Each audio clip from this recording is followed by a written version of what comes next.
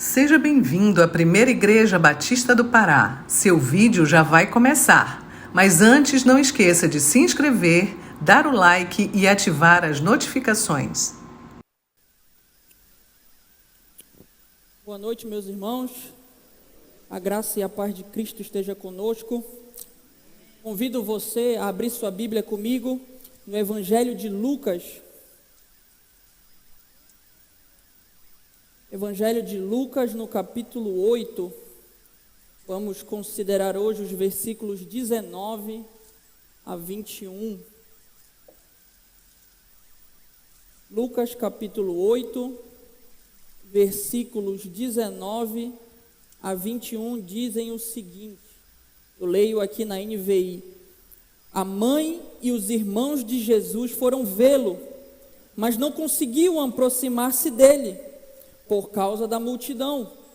Alguém lhe disse: tua mãe e teus irmãos estão lá fora e querem ver-te.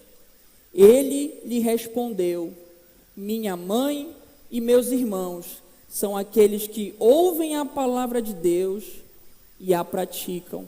Vamos orar mais uma vez. Senhor Deus, Pai, aqui estamos diante de Ti, Senhor. Fala conosco agora, Senhor, nós te pedimos. Que não seja eu, mas a Tua voz, ó Pai, falando aos nossos corações. Eu diminua e que Tu apareça, ó Pai. Em nome de Jesus, amém. Bem, você já ouviu aquela expressão que diz mais ou menos o seguinte: não adianta saber e não praticar? Essa expressão, ela traz a ideia de que ter conhecimento ou informação sobre algo não é suficiente se não for colocado em prática na vida cotidiana. Em outras palavras, o entendimento teórico ou o conhecimento teórico positivo de algo não tem um valor pleno se não for aplicado ou vivenciado na prática.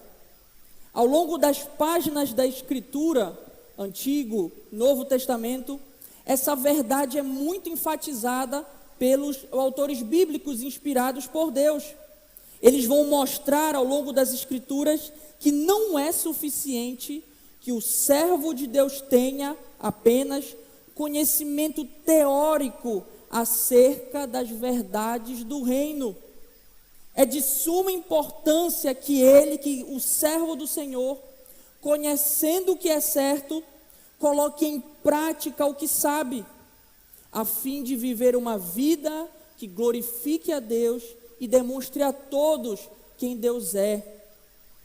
No texto de hoje, aqui em Lucas, o qual narra um episódio muito interessante e marcante na história de Jesus, nós vamos aprender a importância de se viver uma vida que não somente sabe algo da palavra de Deus, mas que, somado a esse conhecimento, coloca-o em prática. Esse episódio é tão importante que é narrado nos 3 evangelhos, Mateus, Marcos e Lucas, nos 3 evangelhos sinóticos, melhor dizendo. E apenas a nível para relembrarmos ou esclarecermos, esses evangelhos são chamados sinóticos, do grego sinópticos, que significa ver junto ou ver em conjunto, porque basicamente compartilham muitas semelhanças em termos de conteúdo, estrutura, sequência de eventos. Todos eles abordam a vida, a morte, a ressurreição de Jesus Cristo, mas com algumas diferenças em detalhes, em características e em ênfases específicas que cada autor vai dar. Logo, quando comparamos esses evangelhos, podemos ter então uma compreensão mais completa dos eventos e ensinamentos de Jesus durante o seu ministério terreno. Portanto, enquanto Mateus e Marcos vão colocar esse evento aqui da família de Jesus antes da parábola do semeador, famosa parábola, Lucas a põe aqui, posteriormente a ela. Muito provavelmente, em razão de esse fato ocorrido, ilustrar de maneira concreta aquela parábola, o ensino daquela parábola, que é demonstrar o privilégio de ouvir e praticar a palavra de Deus. Colocando de outra maneira, Lucas está enfatizando o fato de que aqueles, e tão somente aqueles, que não só ouvem a mensagem, mas também vivem de maneira harmoniosa, vivem em harmonia com ela, a praticam, esses pertencem à verdadeira família de Cristo. Então, indo para o nosso texto, primeiro ponto que eu gostaria de considerar, eu chamei de a prática da família humana. Estão lá nos versículos 19 e 20, vamos ler novamente. Versículos 19 e 20. A mãe e os irmãos de Jesus foram vê-lo, mas não conseguiam aproximar-se dele por causa da multidão. Alguém lhe disse: tua mãe e teus irmãos estão lá fora e querem ver-te. Lucas começa a sua narrativa com a informação de que a mãe e os irmãos de Jesus foram vê-lo.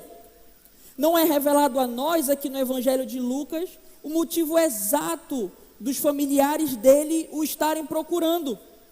Porém, quando nós olhamos para esse mesmo relato nos outros evangelhos, é bem provável que o texto de Marcos capítulo 3, se você puder abrir comigo, Marcos capítulo 3, verso 20 a 22, lance luz sobre essa questão aqui.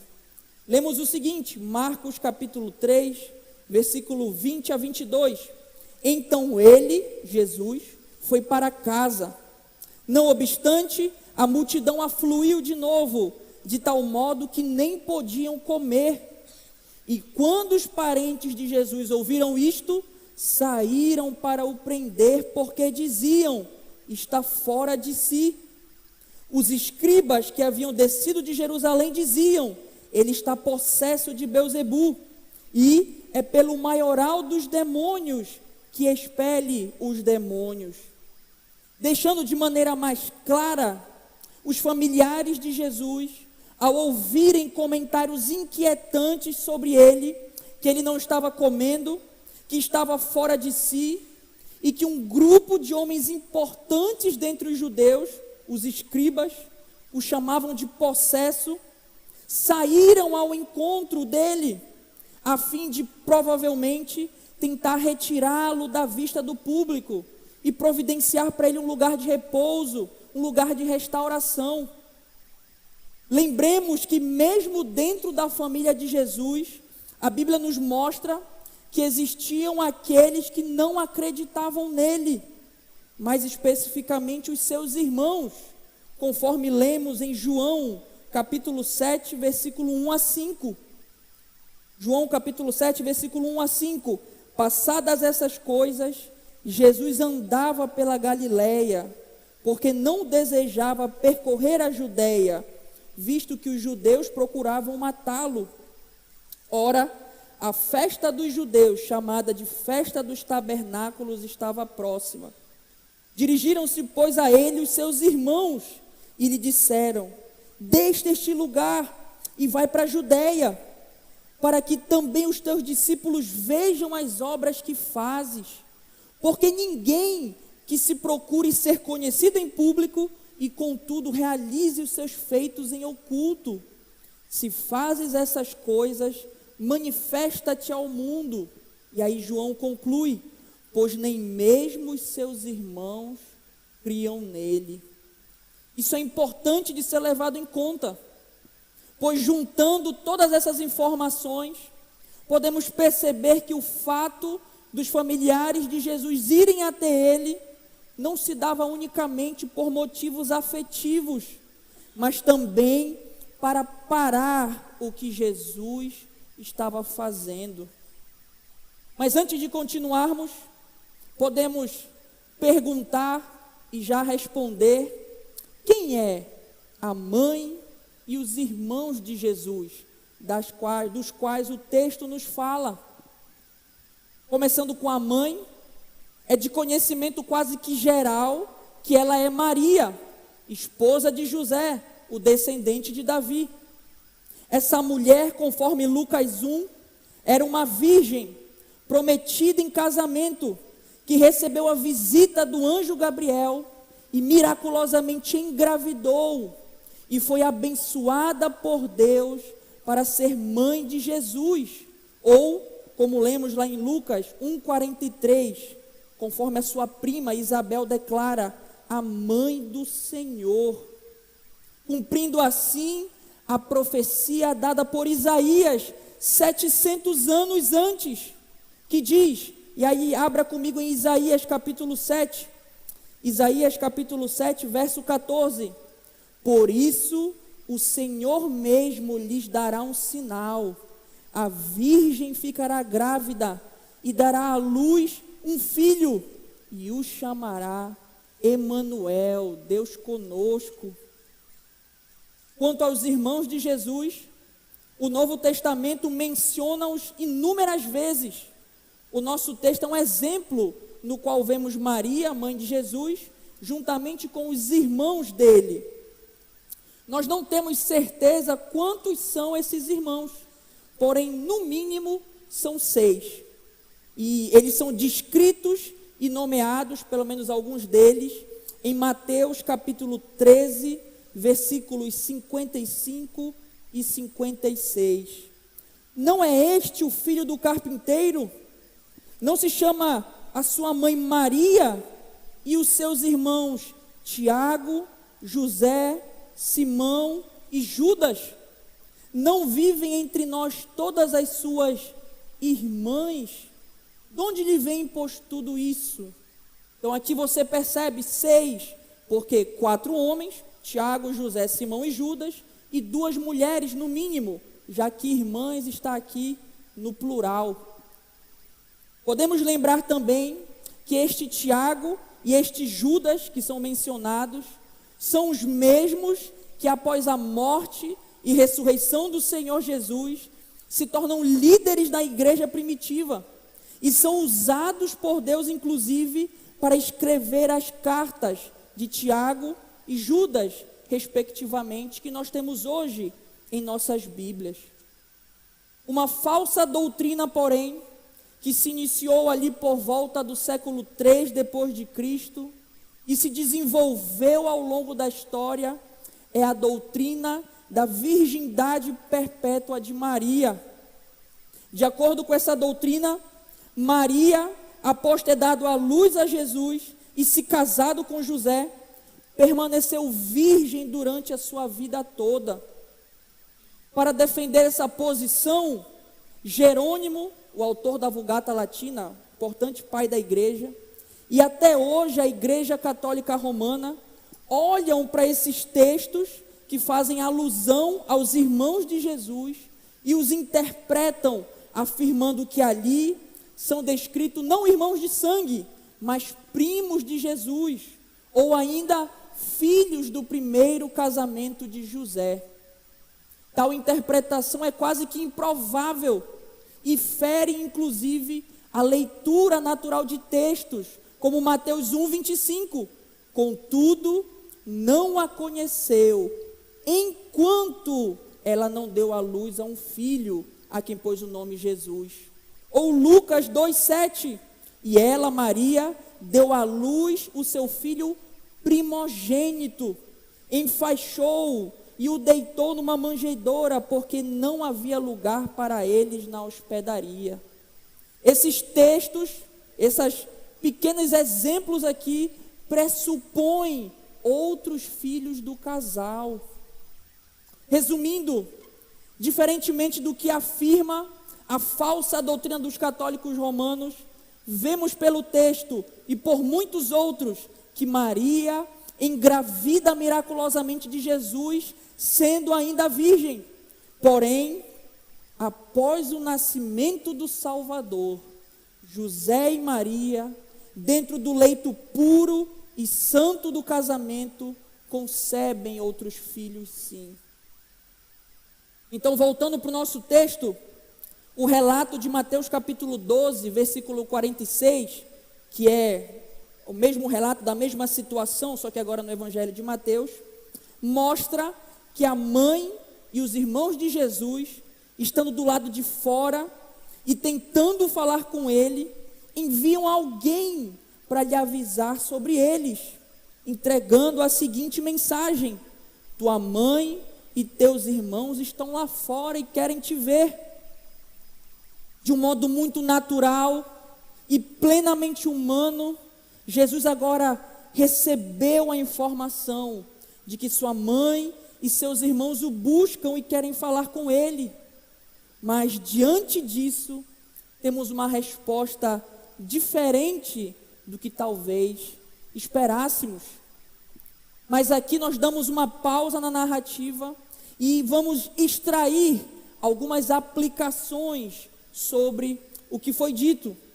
Então, primeiramente, primeira aplicação, precisamos afirmar, conforme nos mostram as Escrituras, que Jesus possuía irmãos e irmãs de sangue.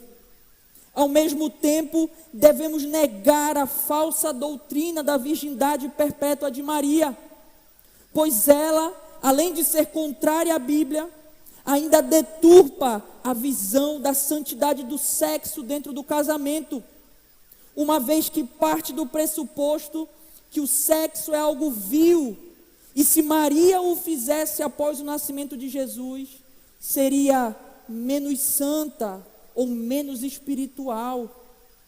Isso vai na contramão, por exemplo, do que Paulo ensina aos coríntios sobre o casamento.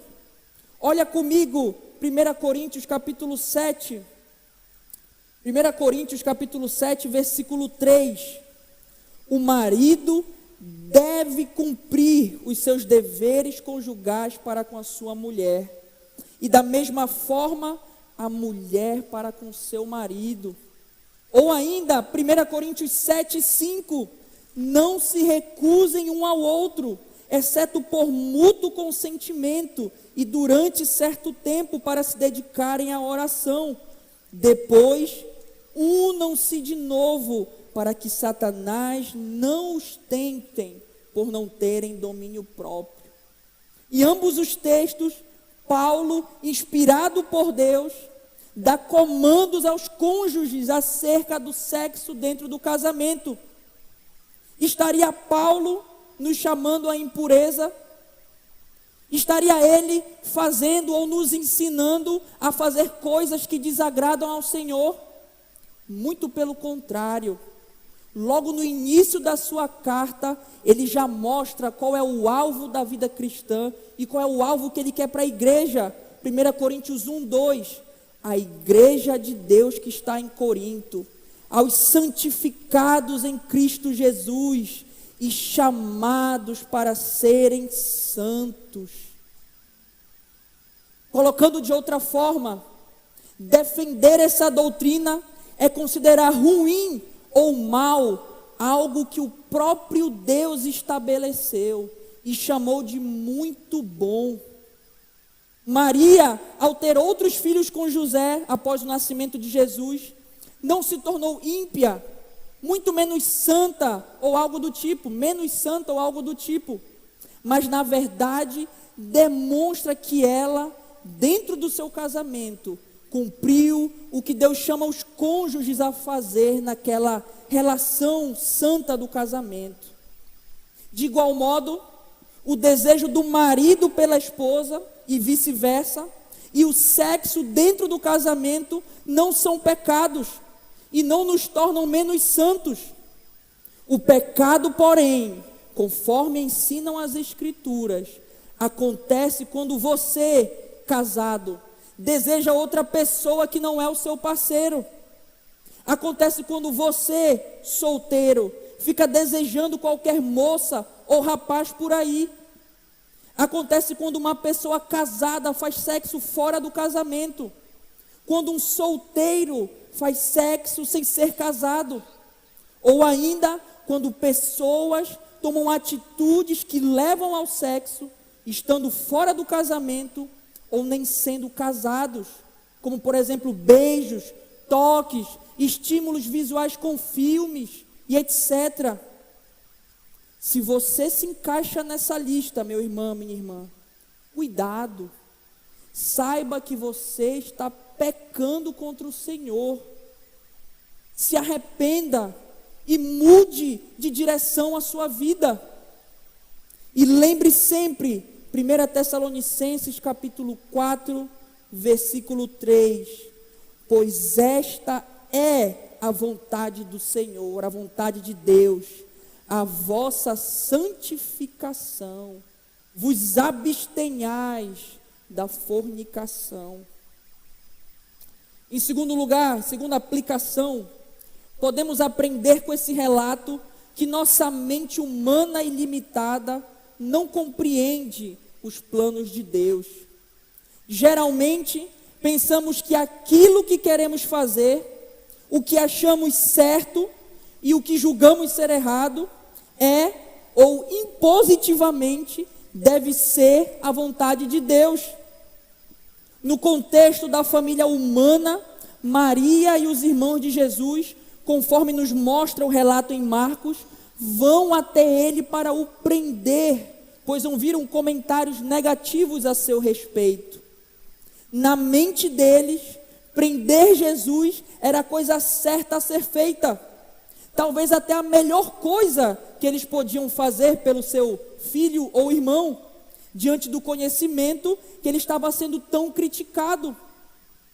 Todavia, nem todas as coisas que achamos serem as melhores realmente são. O melhor não era Jesus parar, mas continuar seu ministério, vivendo uma vida santa, morrendo no lugar do seu povo e ressuscitando para nos justificar. Quem dita o que é verdadeiramente bom é Deus. A mente humana não consegue e nem pode compreender a mente do Senhor. O profeta Isaías já declara o seguinte, Isaías capítulo 55, 8 e 9. Pois os meus pensamentos, diz o Senhor, não são os pensamentos de vocês, nem os seus caminhos são os meus caminhos. Assim como os céus são mais altos do que a terra, também os meus caminhos são mais altos do que os seus caminhos, e os meus pensamentos mais altos do que os seus pensamentos. Ou ainda lembre o que Paulo diz na sua expressão de louvor a Deus, lá em Romanos 11, 33. Ó profundidade da riqueza, da sabedoria e do conhecimento de Deus, quão insondáveis são os seus juízos, inescrutáveis os seus caminhos. Quem conheceu a mente do Senhor? Ou quem foi seu conselheiro? Trazendo para nós, muitas vezes olhamos para as circunstâncias da nossa vida e achamos que a nossa decisão ou os nossos planos são melhores que o de Deus. E ainda exigimos ou decretamos que Ele faça o que nós queremos. Mas essa não deve ser a nossa postura, meus irmãos. Perante um Deus soberano, onisciente, onipresente e onipotente, a única atitude que devemos ter é nos humilharmos diante dEle e reconhecermos que não sabemos nada, mas os planos dEle, por outro lado, são perfeitos. É a vontade dEle que é boa, perfeita e agradável, e não a nossa. Diante dos problemas na tua família, no teu emprego, na tua faculdade, na tua saúde, desista de tentar resolver tudo sozinho, de pensar que você sabe o que é melhor, ou, de novo, ficar decretando o que o Senhor deve fazer. Ao invés disso, se coloque de maneira humilde, submissa, debaixo da vontade do Senhor, e experimente a paz de Deus, que apesar da circunstância ser favorável ou não, nos traz realmente alegria em estar em comunhão com Ele. Ouça e pratique o conselho de Salomão em Provérbios capítulo 3, versículos 5 e 6. Provérbios 3, 5 e 6. Confie no Senhor de todo o seu coração e não se apoie em seu próprio entendimento. Reconheça o Senhor em todos os seus caminhos e Ele endireitará as tuas veredas. Segundo ponto que eu gostaria de considerar, eu chamei de a prática da família espiritual. Vimos a prática da família humana, agora a prática da família espiritual. Lucas capítulo 8, versículo 21, vamos ler novamente.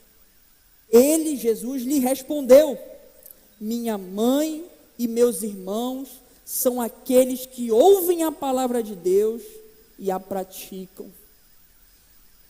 Na continuação do texto, chegamos ao foco que muito provavelmente os evangelistas queriam trazer aos seus leitores.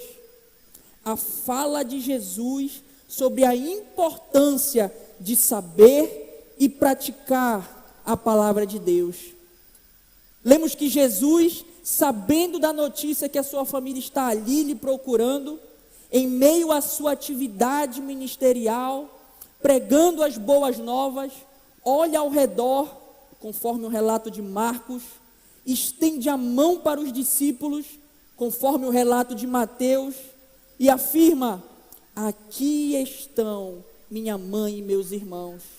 E continua, como lemos agora no relato de Lucas: minha mãe e meus irmãos são aqueles que ouvem a palavra de Deus e a praticam. Mas o que é a palavra de Deus a qual Jesus aqui se refere? Essa expressão, palavra de Deus, faz alusão às escrituras inspiradas do Antigo Testamento, mais especificamente aos 39 livros que nós possuímos hoje, divididos naquela época em lei, profetas e escritos. Além disso, Jesus está mostrando que a palavra de Deus não se limita a esses 39 livros, mas o que Ele mesmo ensinou e está ensinando também deve ser entendido como inspirado por Deus, tem o mesmo grau de importância. Logo, é a autoridade máxima para a vida de todo e qualquer homem. O mesmo Jesus que diz isso é o mesmo que diz lá em João 7,16: o meu ensino não é de mim mesmo, vem daquele que me enviou. Ou seja, o ensino de Jesus, conforme ele mesmo diz, vem do próprio Deus. Outro ponto importante de se afirmar é que, ao agir dessa forma, Jesus não estava desmerecendo sua família de sangue, ou sendo insubmisso à sua mãe, quebrando assim o 5º mandamento. Não esqueça nunca que Jesus nunca pecou, como diz o autor aos Hebreus no capítulo 4, versículo 15, porque não temos sumo sacerdote que não possa compadecer-se de nossas fraquezas. Antes, foi ele, Jesus, tentado em todas as coisas, a nossa semelhança, mas sem pecado. Ou ainda, você pode observar o que o apóstolo Pedro fala em 1 Pedro 2,22, citando o profeta Isaías: ele não cometeu pecado algum, e nenhum engano foi encontrado em sua boca. Jesus não estava indo contra a sua família, até porque, mesmo estando na cruz, ele pensa na sua mãe, João 19,26, mas na verdade ele estava enaltecendo um privilégio ainda maior, o privilégio proveniente de ouvir e praticar a palavra de Deus.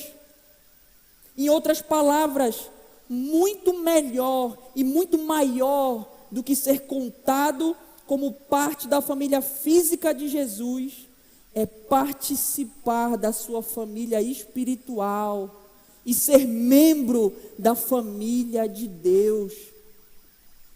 Há um outro texto, ainda aqui em Lucas, no qual Jesus repete essa mesma ideia da superioridade dos laços espirituais frente aos laços físicos e da felicidade maior em ouvir e praticar a palavra de Deus. Você que está em Lucas 8, avança aí para Lucas 11, capítulo 11, versículos 27 e 28.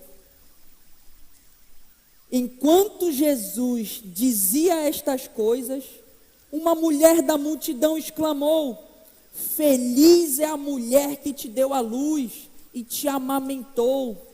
Ele respondeu: antes, felizes são aqueles que ouvem a palavra de Deus e lhe obedecem. Resumindo, por esses dois textos, deve ficar claro a nós que em nenhum momento Jesus visa desqualificar a sua família humana, mas ele quer deixar explícito ao povo que os laços gerados pela fé e demonstrados na obediência, na prática da palavra de Deus, são muito superiores e ao mesmo tempo podem ser alcançados por todos aqueles que creem nele. E esse texto traz importantes aplicações para nós. Primeira dessas aplicações: nem todos são membros da família de Deus. Diferente do pensamento comum, a Bíblia não ensina que todos somos filhos de Deus, ou que todos fazemos parte da família espiritual de Jesus. Na verdade, naturalmente somos filhos da ira, Efésios 2:3, e não de Deus, merecedores do inferno por causa dos nossos pecados. Ser filho de Deus é uma mudança de estado e só ocorre por meio da fé em Cristo. Olha João capítulo 1, versículo 12, texto conhecido. João capítulo 1, versículo 12 e 13. Contudo, aos que o receberam, aos que creram em seu nome, Deus deu-lhes o direito de se tornarem, não eram, se tornarem filhos de Deus, os quais não nasceram por descendência natural, nem pela vontade da carne, nem pela vontade de homem algum, mas nasceram de Deus. Somado a isso, o nosso texto reforça o fato de que ser membro da família de Deus não é algo natural, mas envolve a fé, ouvir a palavra de Deus, e a demonstração dessa fé praticamente, praticar a palavra de Deus. Portanto, você que está me ouvindo nesta noite, mas nunca tomou uma decisão por Cristo, saiba que você precisa fazer isso. Não se engane pensando que você é filho de Deus e que um dia, vivendo a vida da melhor maneira possível, fazendo boas obras, você vai chegar no céu. Hoje à noite, o Senhor fala contigo por meio da palavra e lhe mostra que só há duas opções para a tua vida e para a minha vida. Primeira, se tornar filho de Deus por meio da fé em Cristo e após a morte viver com Ele eternamente.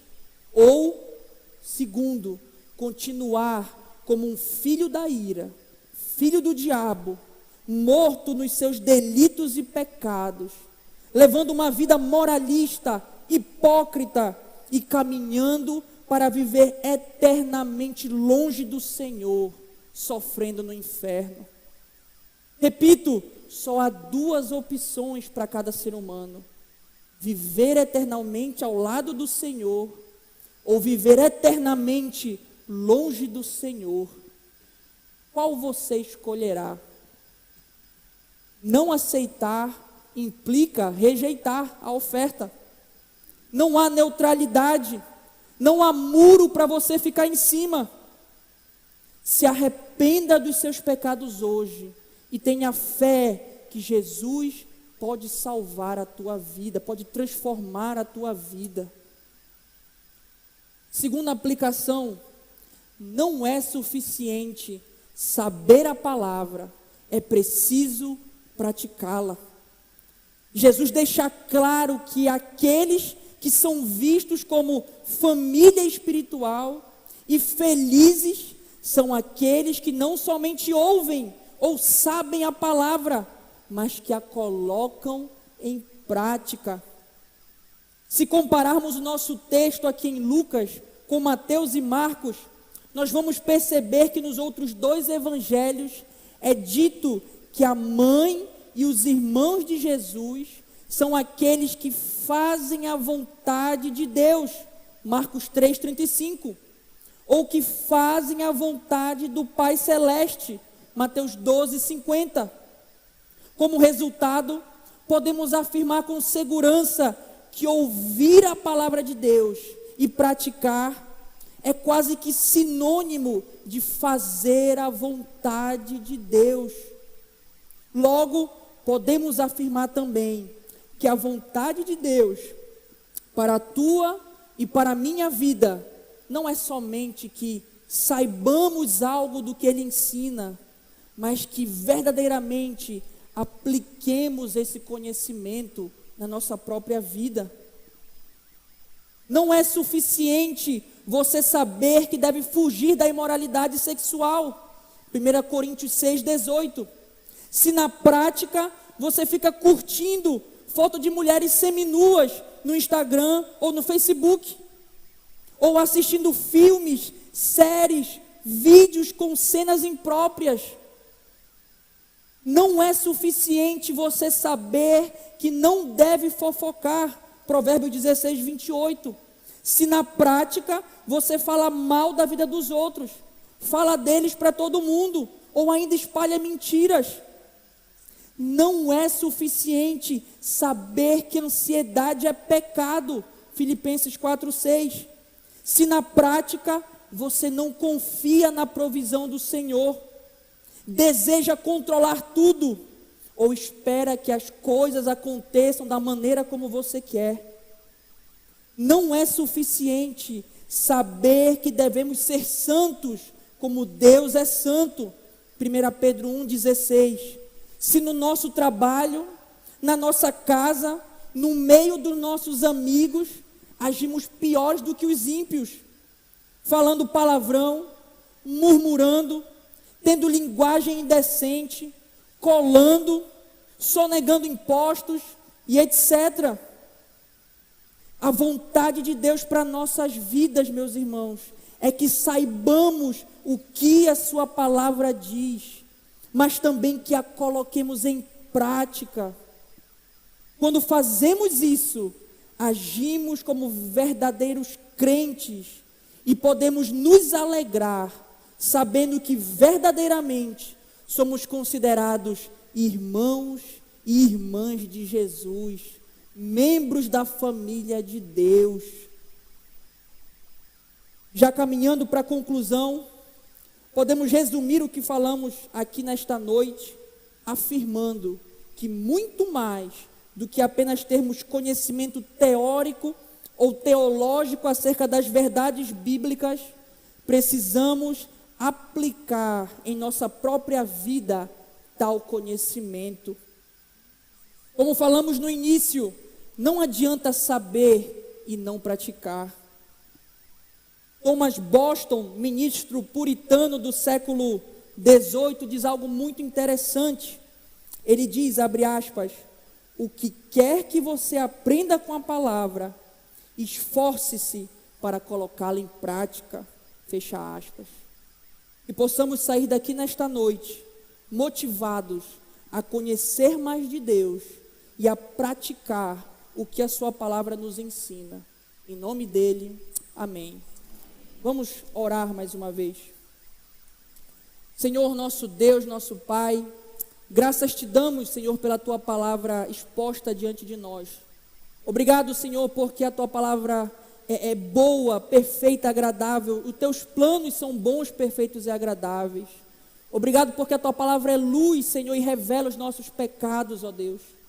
Pedimos, Senhor, agora, clamamos pela tua misericórdia, que o teu Espírito convença-nos do pecado, Senhor, nos mostre onde estamos errando e nos ajude a mudarmos de vida, Senhor. Nos dá o verdadeiro arrependimento, ó Pai.